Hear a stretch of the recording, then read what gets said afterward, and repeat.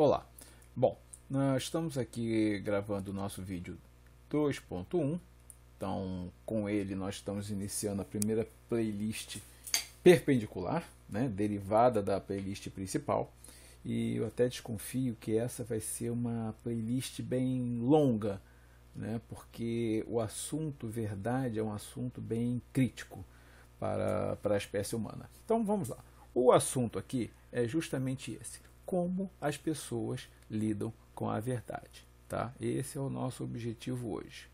E, a princípio, o que nós temos a dizer sobre como é essa forma, o mais comum a qualquer pessoa a quem você pergunte sobre a verdade, ela vai te dizer: eu sou a favor da verdade e dou a quem doer. Bom, desde que doa nos outros, né? O ser humano é a favor da verdade, doa a quem doer, desde que não seja nele. Né? A relação de todos nós com a verdade é uma relação de amor e ódio. Né? Quando a verdade está conosco, né? Quando todos os argumentos, todos os fatos estão a nosso favor, a gente adora a verdade. Né? Mas quando a verdade está contra nós, quando nós estamos do lado que está enganado, né? Aí é um ódio da verdade. As pessoas lutam contra a verdade, resistem, detestam que lhe falem verdades. Né? Elas gostam de falar as verdades, não gostam de ouvir verdades. Né? E isso acontece com todos nós. Tá? É aquela velha frase popular brasileira: pimenta nos olhos dos outros é colírio. Né? Bom, vejamos. Aqui representado, novamente, o ser humano. E em vídeos anteriores eu falei sobre o universo. Né, que o universo é o conjunto de tudo que existe. Tá? Eu vou expandir isso aqui para utilizar uma definição dada pelo Carl Sagan, né, um dos mais conhecidos e de maior sucesso, mais importantes divulgadores científicos do mundo. Foi o Carl Sagan. Ele escreveu, ele produziu uma série excelente chamada Cosmos, e logo no início ele define o que é o cosmos. Olha, cosmos é tudo. Não apenas o que existe. Cosmos é tudo que foi, tudo que é e tudo que será. Essa é uma evolução importante, porque quando eu falo em universo, eu falo sobre tudo que existe. E quando eu falo sobre cosmos, eu incluo a história, tudo que já foi, e eu incluo as previsões, os prognósticos em relação ao que virá a ser do universo. Bom, a nossa relação com o cosmos, primeiro, nós estamos dentro do cosmos, nós somos parte do cosmos. Né? E a nossa informação, o nosso conhecimento do cosmos vem por diversas técnicas, diversas estratégias, ideologias, métodos que nós fomos desenvolvendo ao longo do tempo. Eu coloquei aqui, desse lado do quadro, estas aqui. Tá? Eu coloquei um destaque especial para a matemática. Então, a matemática nos permite entender muitas coisas no universo, uma quantidade gigante de coisas no universo. Agora, embora ela seja abstrata, a matemática ela está presente no concreto. Tá? A física, a química, a biologia, a ciência dos materiais, todas essas ciências aqui, elas tratam do nosso universo, do que está em torno de nós, do que está dentro de nós, de tudo que é concreto, do que é material, de matéria e energia. Tá? E todas elas fazem uso da matemática. A matemática é algo abstrato, são ideias, números, formas, mas nós percebemos a presença da matemática em todo o cosmos, principalmente quando ela é uma ferramenta para essas outras ciências que estudam o cosmos. Como é que a matemática evolui? Isso é uma coisa muito interessante, porque tem a ver com a questão da verdade. Tá?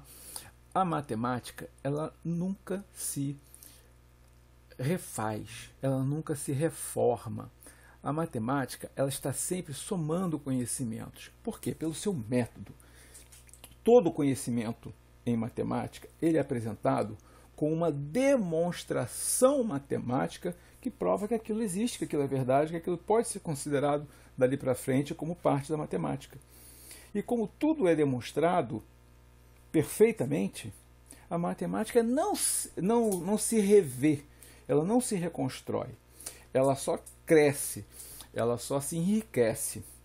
Já as ciências que lidam com o concreto, elas evoluem tendo que provar as coisas, não basta uma demonstração, um cálculo matemático, precisa fazer experimentos, precisa colocar amostras, precisa usar microscópios, fotografia, raio-x. O conhecimento está sempre se somando, sim, mas não apenas se somando, porque existem alguns conhecimentos que vão sendo revisados ou até mesmo vão sendo corrigidos.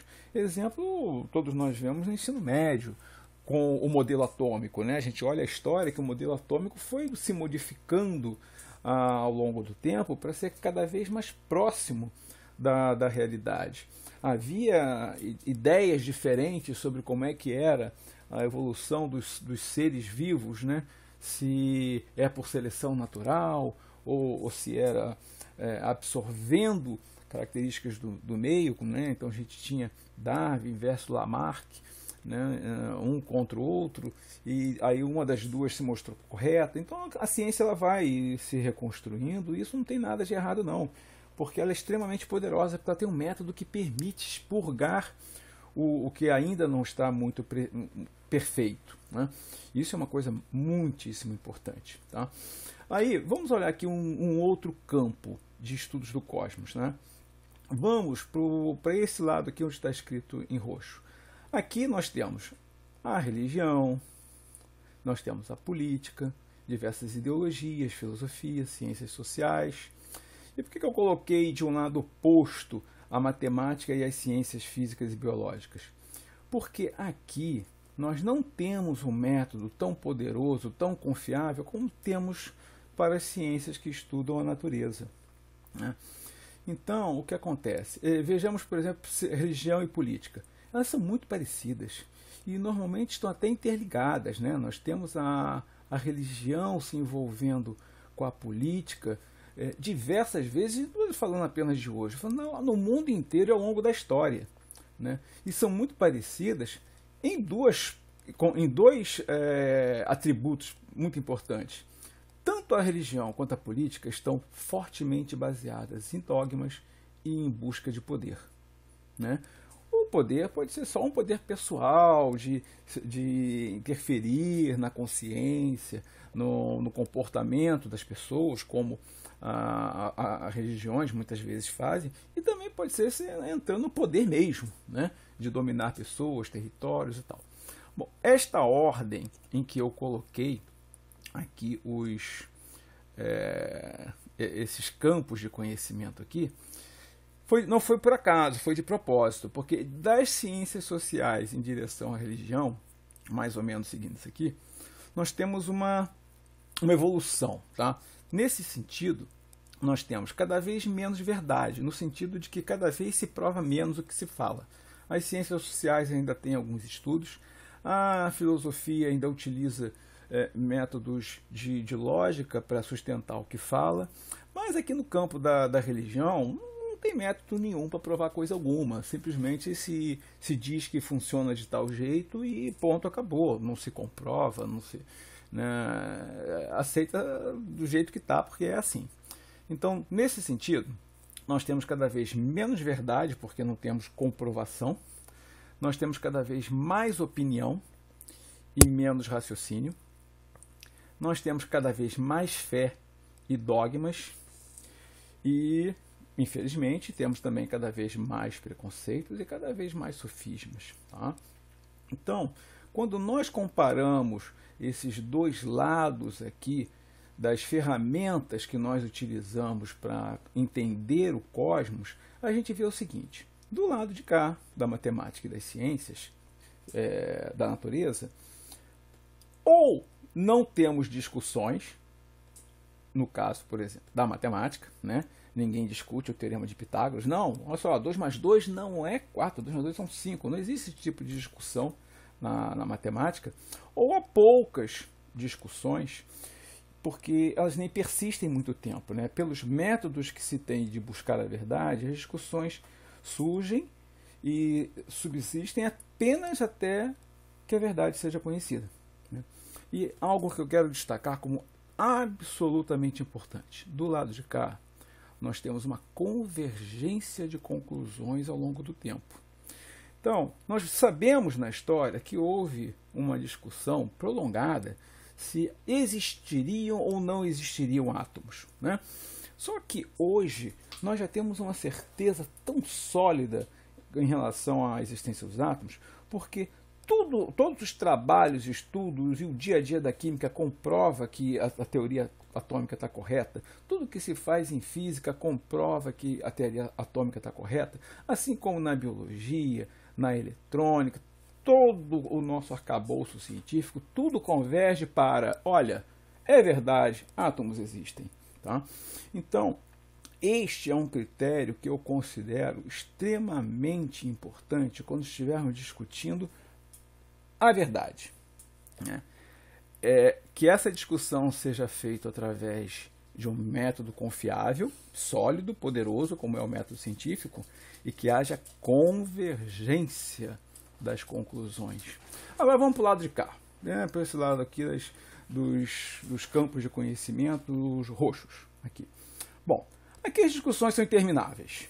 Né? Aqui nós vemos a política, a religião, ideologias, filosofias, levando as pessoas a guerras, a perseguições de grupos religiosos, de grupos étnicos, de grupos políticos. Aqui as divergências são crescentes. No método científico surgem várias hipóteses, elas são testadas e uma delas é identificada como verdade, torna-se uma lei, um princípio, uma teoria.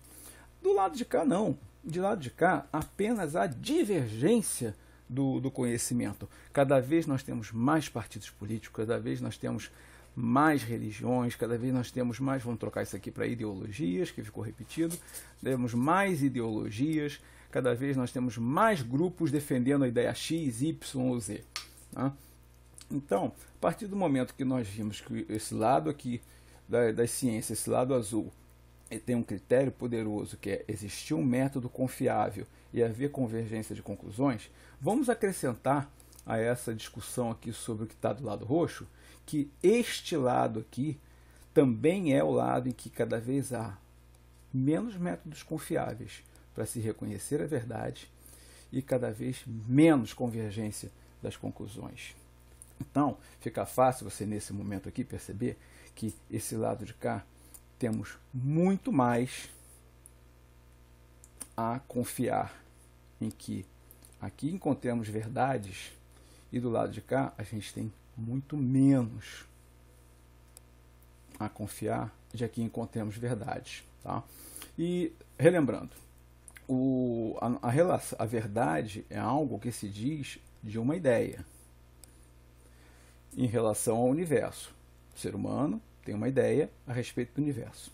Se essa ideia coincide com a realidade, ela é verdadeira. Se ela não coincide, ela é falsa. O que nós temos na cabeça, é claro, nós não temos dúvidas de quais são as ideias que nós temos na cabeça. As nossas dúvidas são a respeito do que existe no universo, ou, se preferir, do que existe no cosmos. Ou seja, do que existiu, existe ou vai existir. Tá? Porque, exemplo, se uma certa religião diz aqui que a Deus desgosta que se coma alface, né, é muito difícil a pessoa que tiver essa ideia buscar no universo uma comprovação de que Deus realmente não quer que as pessoas comam alface. Tá? É uma coisa absolutamente difícil. Nós temos uma dúvida muito grande a respeito dessas coisas. Bom, então esse foi o nosso vídeo 2.1. Eu encerro por aqui. Muito obrigado.